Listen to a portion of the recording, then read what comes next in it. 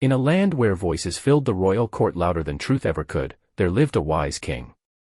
He was fair, thoughtful, and always eager to listen. At his side was Arya, a quiet, observant minister who rarely spoke unless truly needed. The other ministers in the palace didn't like Arya much. Not because he was unkind, but because he was quiet. He didn't boast. He didn't fight for attention. While others raised their voices to be heard, Arya sat calmly, listening more than he spoke. One day, during a court meeting, a few ministers stood up and said, "Your Majesty, Arya is not doing anything for the kingdom.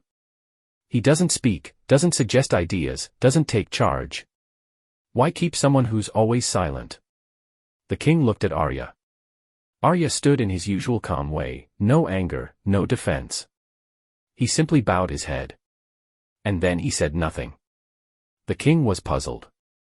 He had trusted Arya for years, but now, even he began to wonder. Why didn't Arya say anything? Why didn't he defend himself? So the king said, "Very well. Let us test this." He gave Arya 7 days. If Arya has truly been working for the good of the people, the king declared, let the truth come forward. If not, I will have to let him go.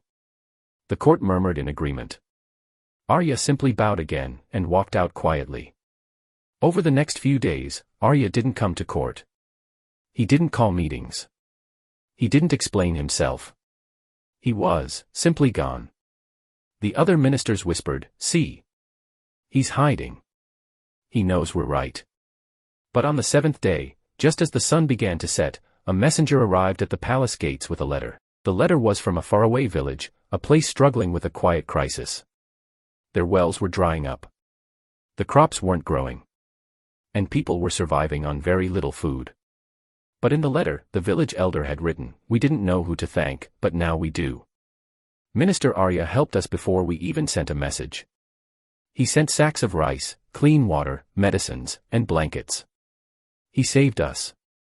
And he asked for nothing in return." The royal court went silent. The same Arya they called useless had already solved the problem. Before anyone else had noticed, he didn't wait to be praised. He didn't ask for attention. He didn't even tell the king.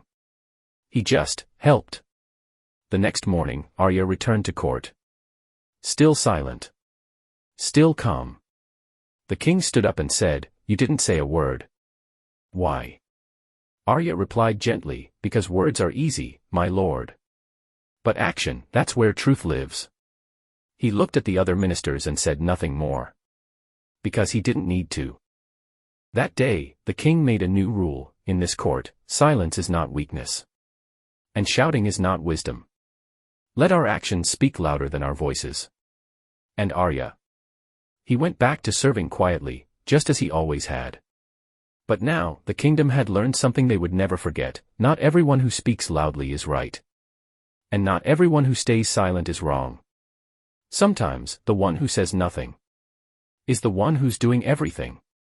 If you've ever felt unnoticed because you don't shout your worth, if you've ever doubted yourself because you don't take the loudest path, remember Arya. Strength doesn't need a stage. Truth doesn't beg to be believed. And the quietest actions can change the loudest world.